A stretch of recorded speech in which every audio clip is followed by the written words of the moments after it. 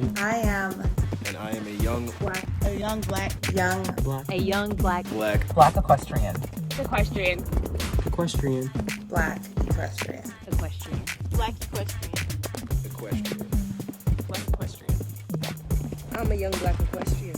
I am a young black equestrian.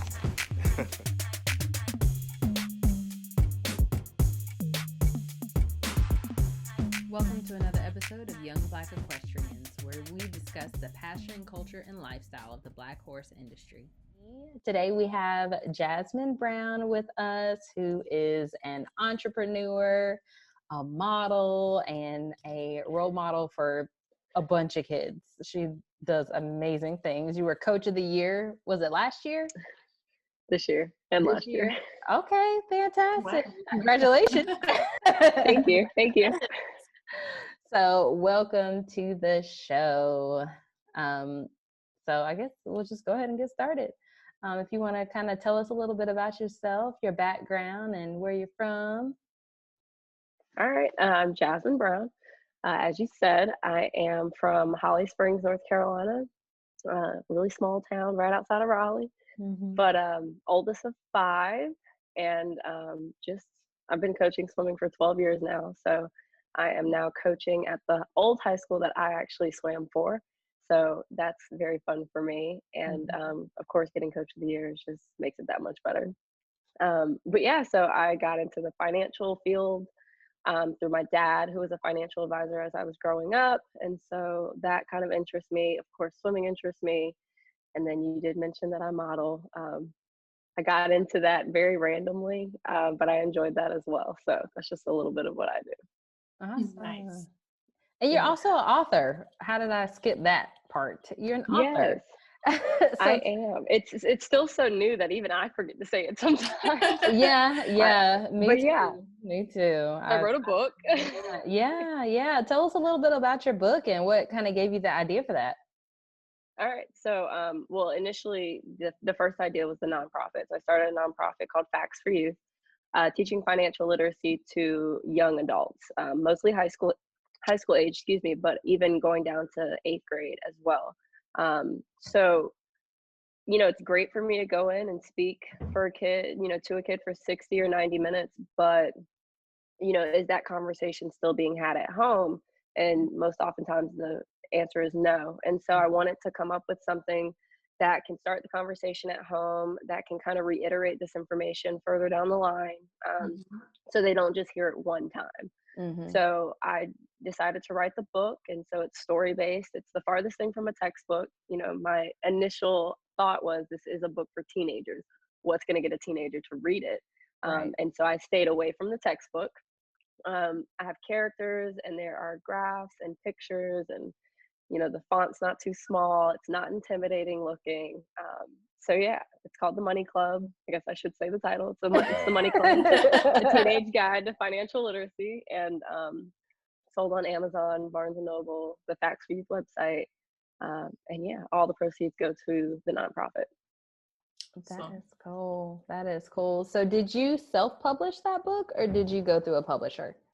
I did self-publish. My goal is to sell a certain amount of copies before April, which is Financial Literacy Awareness Month, in case you didn't know.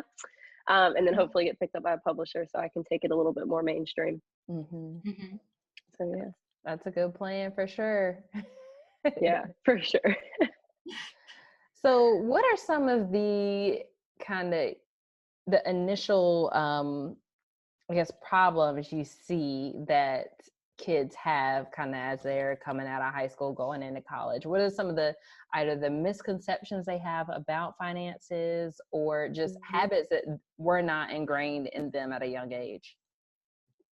So I think I have 3. The first one is that I would say most people, not even just teenagers, think that if I could just have a little bit more money, all of my problems would be solved. And that is like the farthest thing from the truth, because if you can't manage the little bit that you got, you will not be able to manage more. So that's the first one. I think the second one is also feeling as if they graduated high school and they are ready to take on the world, but they're not learning about money in high school. So when they do get out there, they just think, money comes and money will keep on coming, but that's not always the case. And so they tend to have to learn that the hard way. And then I think the last thing is, as high schoolers, especially now with social media and just their instant gratification to seeing things on their phone, they tend to take a very peer pressure look towards finances and having material things. And so everyone's gotta have the new iPhone, and everyone's gotta have the new Jordans that just came out. And so, every family's different, every household is different. Not everybody makes the same amount of money. So just because that person drives a really nice car and that person has this amount of shoes does not necessarily mean that you have to go into debt in order to get that. And so I think we struggle with that a lot now, again, because of social media and the popularity of that. So I guess those are my 3 things I'd say. Those are 3 very good things. I don't feel like I had this like misconception about money when I came out of high school. Like my parents like, money don't grow on trees. Right. But I still didn't know like how to handle it, Right. You get your little allowance, but you don't have bills. So it's like, Right. It's not that hard. Right. It's not that hard. But once you get out in the real world, even having to ration out like a meal plan, that taught me a lot, going into college. Absolutely. So at the youth facility I used to work at, we didn't really teach them about money, but there was a program that they had that was free, and it was about gambling. And it was fun because the kids were just funny. But it opened their eyes to a lot, because a lot of them see their older relatives buying lottery tickets and stuff, and they'll quickly say, oh, my grandma always buy this, but she don't never get no money from it. Or they'll So say true. like, oh, my daddy won $50 on scratch off. It's like, but did your dad spend $200? Right. Before he got that 50. Before he got that 50? Like, Right. that is the only reason I don't play the lottery. I'm like, I don't want to spend no money. I don't want to take the chance. Like, I would like to win, but I don't want to play. Right. That is too funny. So I know our listeners are probably like, why is this girl on here? Because we haven't even talked about horses yet. But as horse people, we know that we spend copious amounts of money on horses, on tack, on food, on travel, on literally all the random crap that happens, vet bills with horses. So I just wanted to bring Jasmine on today to talk to us a little bit about like how to budget, or how to even manage, having emergency funds, things like that. Just like, how are we supposed to get our lives together when it comes to our pocketbook? Right. So we're not out here struggling. That's the goal, right? Not the struggle. Right. That's awesome. And of course, I may ask you guys some questions, because I am not in the horse world. I like horses. I like to look at them, and they're very pretty. But even I don't think of exactly how much that costs to maintain and to upkeep. So I think, but I do think that when it's all said and done, a budget is a budget, right? A budget for you is going to look differently than mine, because we have different expenses, but it's still going to be the same thing. It's going to be separating your income from your expenses and trying to make sure your income or your expenses are not more than your income, because that would be bad. And then of course, I want to touch on credit a little bit, because I think that's also potentially a very good topic for you guys. And I can tell by the nod on the head it is. Yes. As soon as you said credit. Yes. All that. Right. Yeah. So at least for the budgeting portion of it, the income and expenses, right? And the first thing I tell everyone to look at, especially my young kids when I speak to them, is for expenses, you're going to have 2 main kinds, right? You have your fixed and you have your variable. Now, your fixed expenses are the ones that don't change. And again, for you guys, it might be totally different than what my fixed expenses are, because I don't have a horse in my backyard, right? Yeah. But some of the fixed expenses I do have is like my phone bill. My phone bill is $120 every month. It does not change. That is a fixed expense, right? And your variable expenses are the ones that are going to be different every month. And that's where, when you're budgeting, you want to take the biggest look at, because that's where you can change. That's when you can cut back.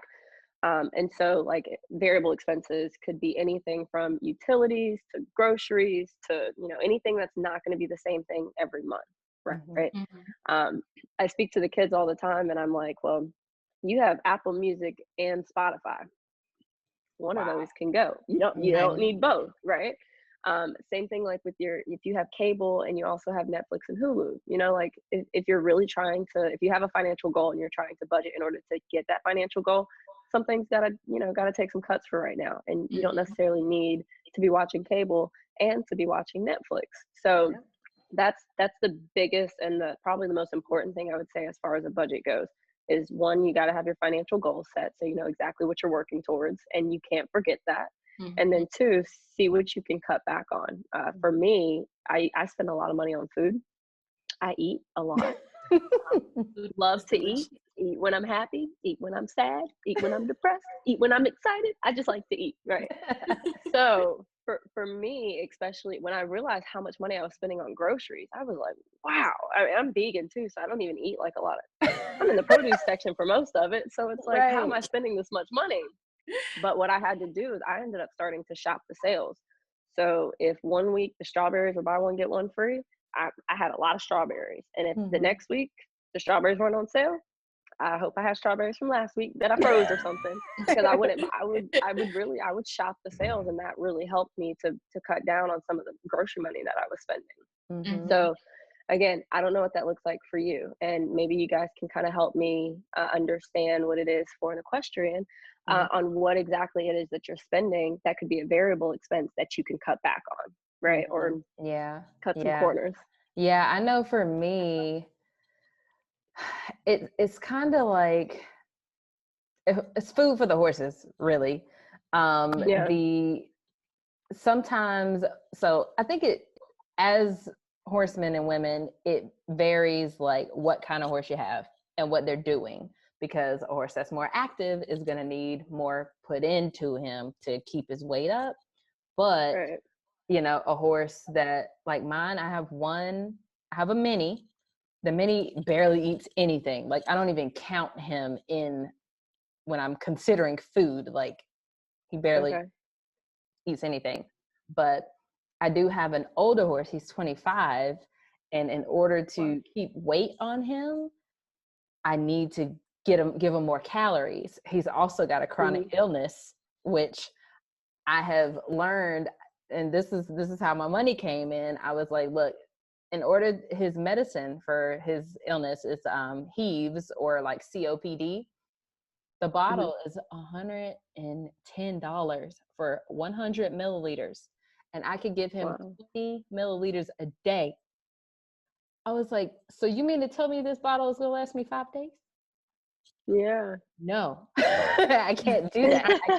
I can't afford that. So I learned, I had to do research and learn more about how to manage him as far as his food goes, because he can't have dusty hay. He can't, have grain that has a lot of particles in it. Like that keeps his condition at bay. So I'm like, all right, if I manage him better in his food, I don't have to pay for medicine.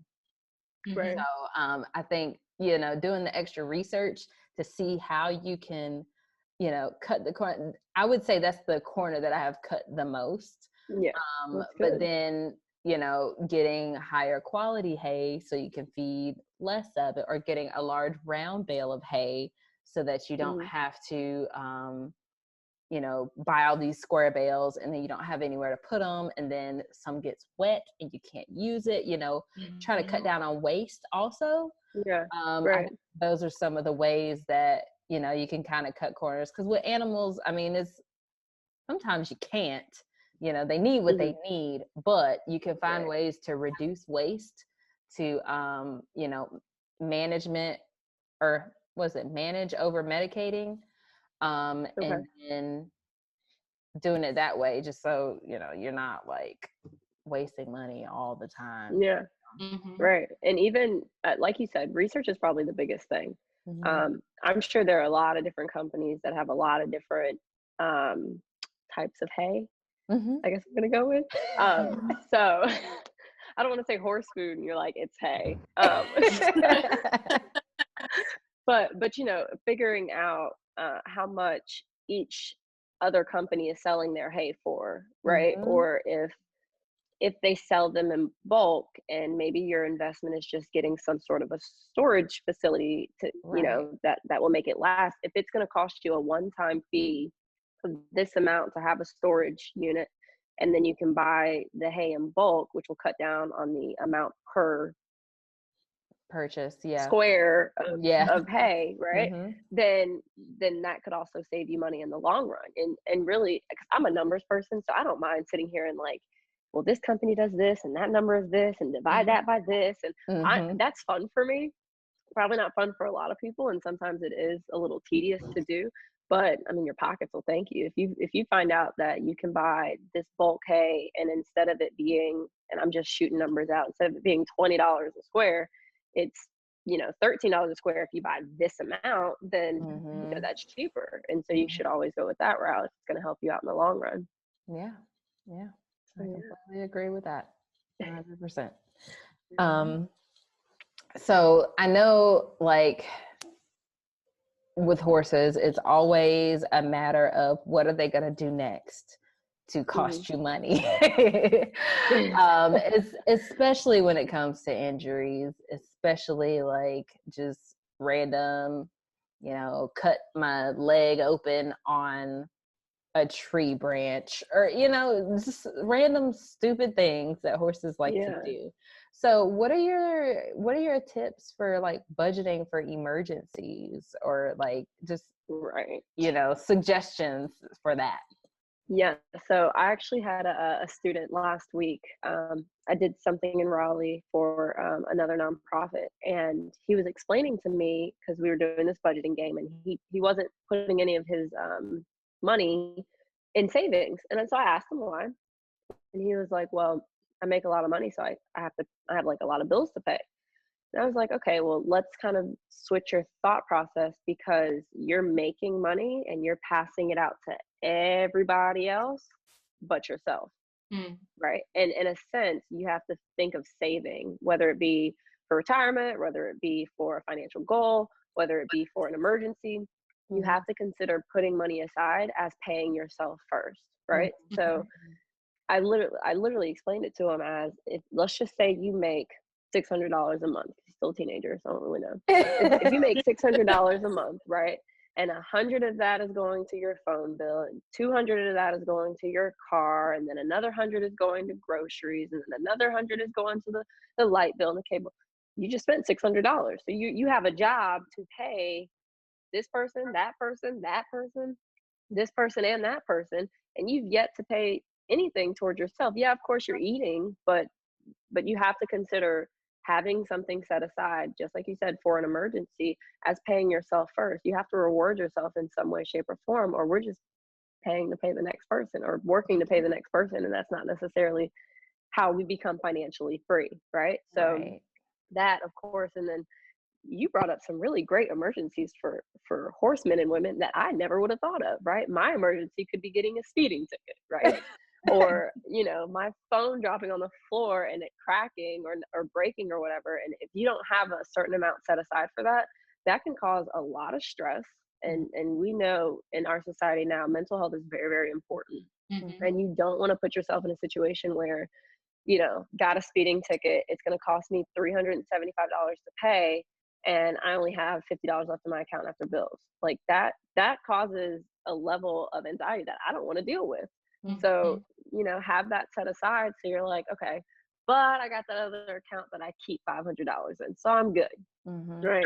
Pay it and then just drive slower next time, right? So, but yeah, no, it's very, very important, and sometimes it's really, really hard to do. But pay yourself first, and then pay everybody else out. And I think the last thing that, I'm not saying that I'm struggling with all of these things. They're just things that I have come up with. Disclaimer. Yeah, disclaimer. But like, What do you think about,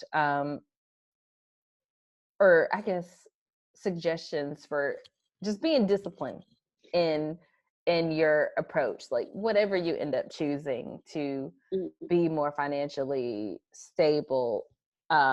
Let's just talk about like how to remain disciplined when it comes to, all these, different accounts and, where things are supposed to go. Right. So it's a really hard thing for me to explain to somebody how to be. I'm just naturally a very disciplined person. I told you I'm vegan, so I feel like Yeah, that you takes gotta a certain be. level of discipline, Yeah. right? Yeah. And I will say, I mean, a lot of people, they have New Year's resolutions where it's, oh, I'm gonna go to the gym every day, and then it's January 3rd, and you're like, all right, I'm sick of this, right? So it really just is. It's a case by case, person by person thing, right? If you set a goal, and I am a goal set, I like to set goals, I like to do lists, I like being able to check off stuff with the to-do list, right? If you set a financial goal that says, in 6 months, I want to be able to buy this thing, right? And in order to do that, I've got to cut off at least $100 each month so I have enough for that thing, right? And in my opinion, that thing is posted on my wall somewhere. I can look at that thing every day so that I think about it. And I'm like, okay, I just got asked to go to the movies, but movies now gonna cost me $25, with the dining recline and the food. And gotta get the popcorn. So then it's like, okay, but if I look at this thing on my wall and say, but I really wanted to get this in 6 months, it's only after 6 months, I can maybe go to the movies. Like it's really about sacrifice, and it's about what can I take out that I don't necessarily need in order to get what I want. And so it's really hard to teach that. Like I can give you some tips on, I mean, I'm talking about, I would have it on my ceiling when I wake up in the morning. It's the first thing that I see. I would put it on my mirror in the bathroom. Like if I really, really want it, and I know that I've got to make some serious sacrifices in order to get it, I'm looking at that thing all the time. It's the screensaver on my phone. Like that's just what it is. And some people don't necessarily have that. And it's a certain thing that you got to have, I guess. And I guess you just really need to want something that bad. But Right. It's not hard. And I think that oftentimes we buy things just because, impulse buying. You go to the grocery store for one thing and you leave with like 20. Yep. That's not good discipline, right? You're like, well, I might need this spinach later, and then it just goes to waste in your fridge. And so it's just about maybe even putting yourself on like some sort of a challenge for a week. Like, when I go to the store, I'm going with a list. If it's not on that list, it goes on the next list. I'm not getting it this time, right? So even that's a good thing to try and do. Just do it for 7 days and then see how much money you save. Because I'm talking about Target and Walmart. I will go in there for 2 things. You're like, now how did I walk out of here spending $100? Like, yeah, right. When did this happen? When you grab the card. right. And that's what I was gonna say. Like recently, I think the last 3 weeks, I said I am only gonna spend $40 in groceries.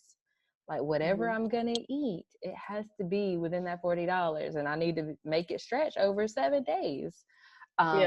Luckily, some of those days my work had food for whatever reason. I was like, oh yeah, I'm gonna stretch this 8 days. Right.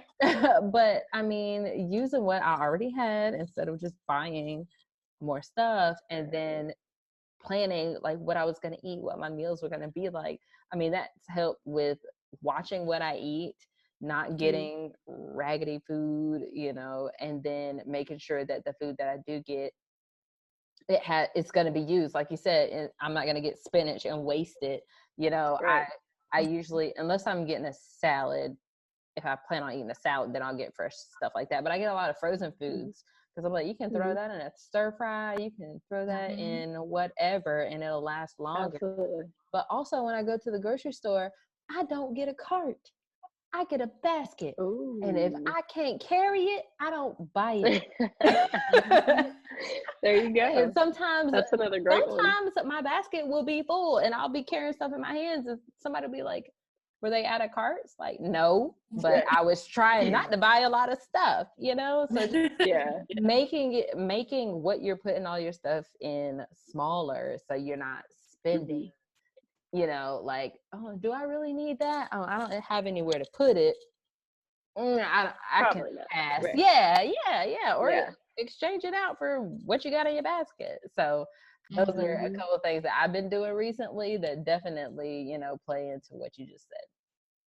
Yeah, and I think the biggest conversation when it comes to discipline, you have to bring up credit, right? Because you have to be very disciplined with credit. Now, I'm gonna give you a little spiel that I give to all my young kids because I got my first credit card at 13. So I was, again, my dad was a financial advisor, so he was able to explain to me the ins and outs of credit so that I understood exactly what it was. It was not free money, like how some people think, right? It is money that I'm gonna have to pay back plus some, right? So some of the tips that he gave me in order to make me disciplined and have a really good credit score now is, one, to only spend it on one thing. So, you know, at 13, I wasn't really spending it on anything, but when I got a car and I was driving at 16, I was only spending it on gas. But when I spent it, I only spent what I had in cash, right? So if you could just picture this, if I were at the gas station, I would swipe my card, put $20 of gas in the tank, and then I would take a $20 bill and put it in my middle console, right? If I didn't have, you know, if I only had $18, only 18 was going on the credit card, right?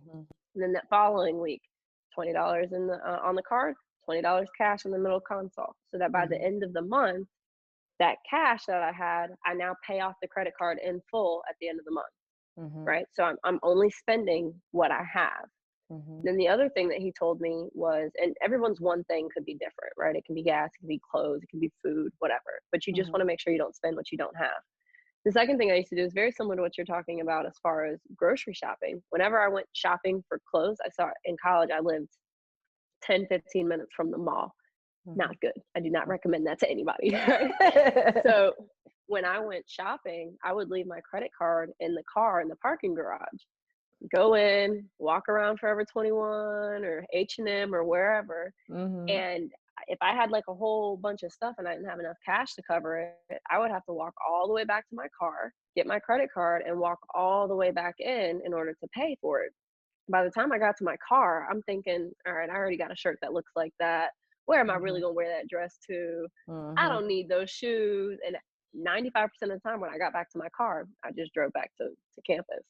So it's doing little things like that, because when that card is readily there and readily available, it is very much, I'm swiping it all the time, right? So sometimes it's best to just leave it at home, and that way you're not spending what you don't have, right? So yeah. I feel like for horse owners, it's really easy to impulse buy tag, you know, instead of just saying, okay, this is what I need, or during these parts of the year, I don't know, get repairs or get new tag. I think it's really easy for us to go in somewhere and be like, oh, let me just grab all this stuff. You never know when I might need it. It is expensive. It ain't cheap. And then you get home and you have one of what you just bought. Yeah. You know, like, come on. Don't want to do that. Right. Can't do that. So yeah, I definitely need to be more disciplined when it comes to I mean, not just horse spending, but when it comes to credit, like credit cards. I never thought it was free money, but that didn't make me not spend. I didn't stop spending it though. Right. So I'm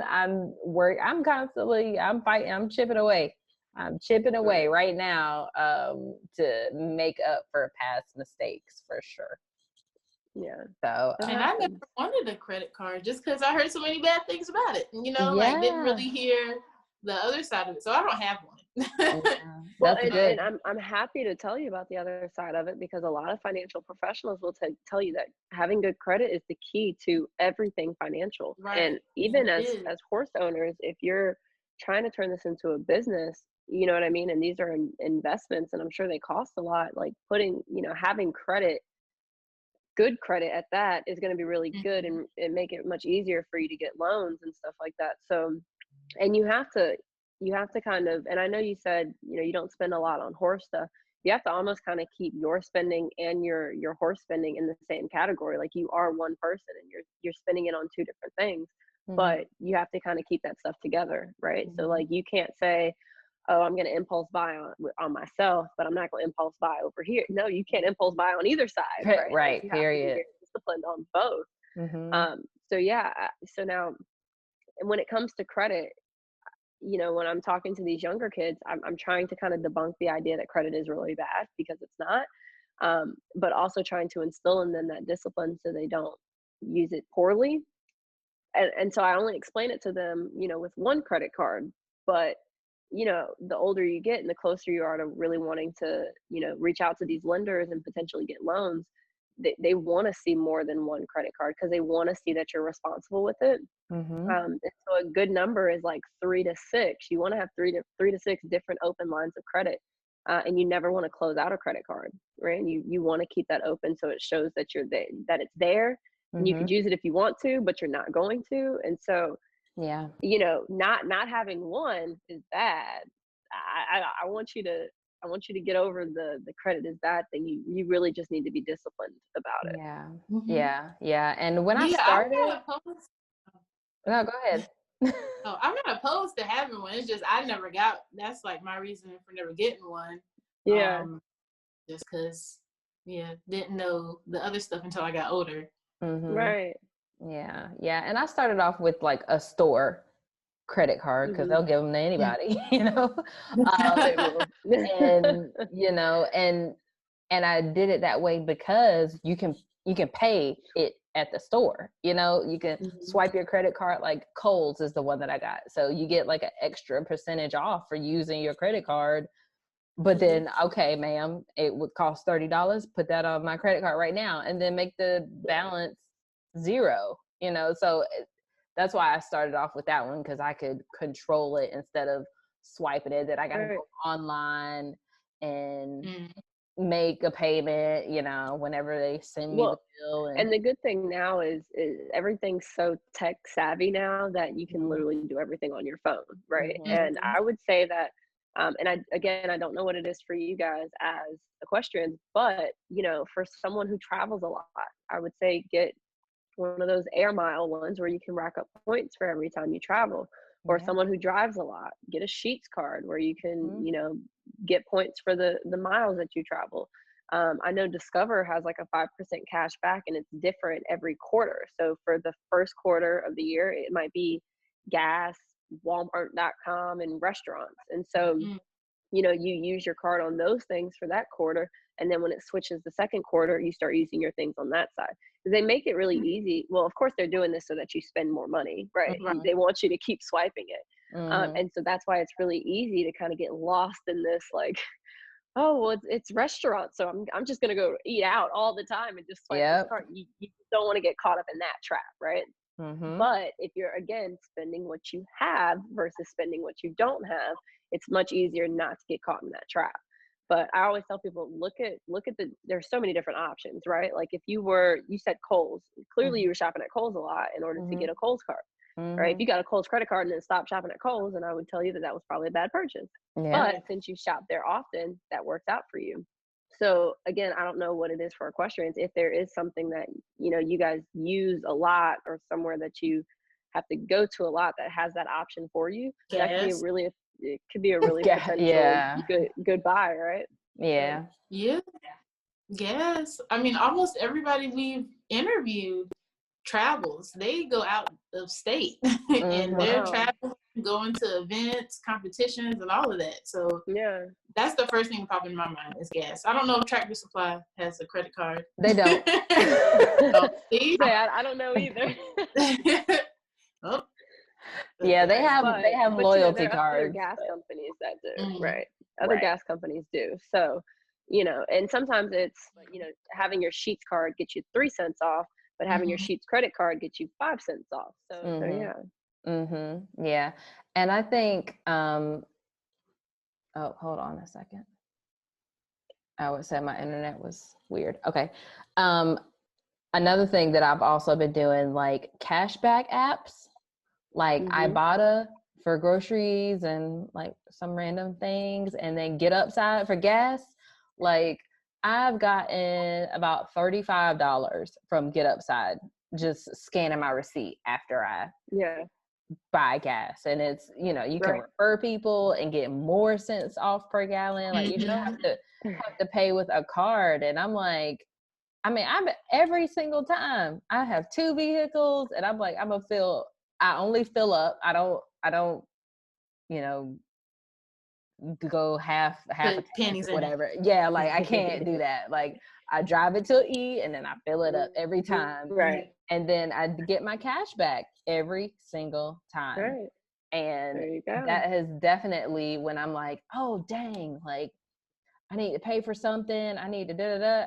Oh wait, I got all this money sitting in my, you know, and I only take it out of the app when I need it, not when you need like it. I just let it accrue, you know, until randomly I'm like, you know what, I do want to go to the movies. Let me see where I can get money from. And you know, it's money I already spent, but it's like having another bank account, you know, you can get it back whenever you're ready. It's separate. It's on this app. So I would recommend doing that as just like a different way to save money. Very nice. Yep. Well, all right. Caitlin, do you have any more questions? Do you have any more books coming out for the kids? So I am working on a workbook right now to go alongside of the book. So I actually have it right here. This is the book. And so I want to do a workbook alongside of it, because I understand that there are many different types of learning, right? So it's one thing to be able to read it. It's another thing. So like one thing that they talk about is learning how to write a check. You'd be surprised how many kids don't know how to write a check, right? So yeah, you can read about learning it, but in this workbook now you're actually going to write a check. And so for some people, you know, learning styles are just different. So I was trying to, you know, be inclusive. So I'm working on that now, and then once that's done, then I will work on the second book. Yeah, More that's books awesome. Yeah, Thank you. And it's things that kids, like there's not anyone who cannot benefit from the work that you're doing. Right. Like everybody has to deal with it. It's not like something like us where, you know, we're really niche down, like horse specific, but you know, everybody has to deal with money, no matter what you like doing, they do. And you know, I talk about banking, I talk about budgeting, I talk about credit. I even talk about like, you know, how to pay for school. So it's funny, I've had, of course it's a teenage guide to financial literacy, and I'd say it's more for teenagers, but I've had adults and college students and parents read the book and like, I took something away from that. And I'm like, yes, it's awesome. It's great to hear. But again, it's so one of the people that read the book and, you know, gave me an endorsement was a CPA. And she was like, you know, reading your book, I realized that I haven't had that conversation with my kids. And I'm a CPA, and her husband did insurance, and it was just something that she didn't really even think that her kids might not know. But you know, it ended up, you know, starting a conversation in her home as well. So I just hope that is the case for all the families that read it, and just have that conversation so that, you know, your kids are aware. You don't want them to, you know, learn about money from what they see on social media or in rap videos or whatever the case is. Like it's important stuff to know. So. Yeah. And I also think I'm sure reading the book helps with the approach, like even the verbiage, like how do I say this to them, because or instead of being just like, no, you can't spend that, no, you can't. Right. So the child has the thought process like, the only reason I couldn't spend money was because my mama said so. You know, not actually knowing, like, she didn't want me to spend it because blah, blah, blah, yada, yada, you know, you know, actually having reasoning behind it. And I know that's a generational thing, you know, maybe we're getting better, but, you know, because I said so, it's not a good enough reason anymore. You know, you have to be able to explain why things happen so that that message resonates, and it's not just like, now I'm grown, I'm gonna do it because I want to, and my mama's not here, kind of thing. Right. So Gotta know. I agree with that. yeah. So what is your vision for your nonprofit program? Like, where do you see you guys going in the future? Okay, so I guess one of the reasons that I started it was because North Carolina was given a B grade for teaching financial literacy. And, that sounds really great considering there are states with an F. But when I looked up why it was given a B is because we have a class that's required to graduate that has personal finance embedded into it. When I looked at the class, it was only 20% of the class. And so I was like, well, no wonder they don't know anything about finances because 20% is not nearly enough. Yeah. So I'm happy to say that North Carolina is changing that, and we will become the 6th state to have a personal finance class required to graduate that kids will start taking next school year, which again is great. I'm very happy to hear that. But currently there are only 5 other states that do that, and that's obviously not nearly enough. So I'm hoping to have something strong built here in North Carolina that I can then travel to these other states. And my end goal is to have every state have this as a requirement for high schoolers to graduate, because it's very hard for kids to be ready for life, which is what high school and college is supposed to prepare you for, and not have a conversation about money that whole time.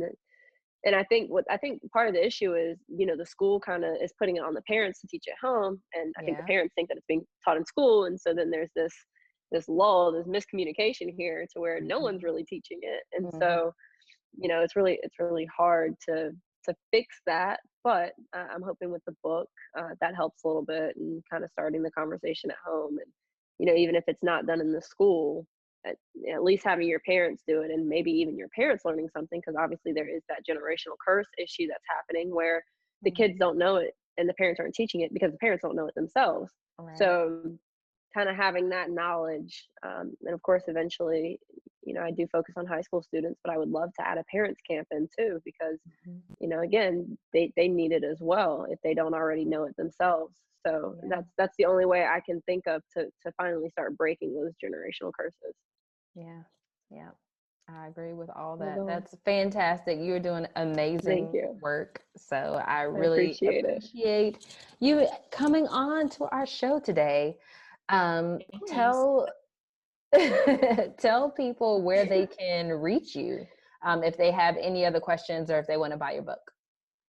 Yeah, so I'm on Instagram. My personal page is at the Jasmine Amber, and my nonprofit page is at _Facts for Youth. And the website is factsforyouth.com. The email is info@factsforyouth.com. Basically anything Facts for Youth.